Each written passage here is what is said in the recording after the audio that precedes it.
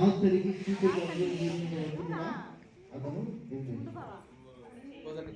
So Uday Jaswanth Vamsi వీళ్ళంతా కూడా Jaswanth Vamsi so వీళ్ళందరూ కూడా ఎంత శ్రమించాలంటే చాలా గొప్పగా అంత పదుల పాట అంత గొప్పగా చక్కగా రావడానికి మరి ఇక్కడ జరిగినటువంటి ప్రతి పనిలో వీళ్ళ సహకారం వీళ్ళ కృషి వాళ్ళ సమయాన్ని వెచ్చించారు, వాళ్ళ కష్టాన్ని వెచ్చించారు. సో వారందరికీ ఆ కృతజ్ఞతలు మరి ధన్యవాదాలు తెలియపరుస్తున్నాను. గడిగా కూడా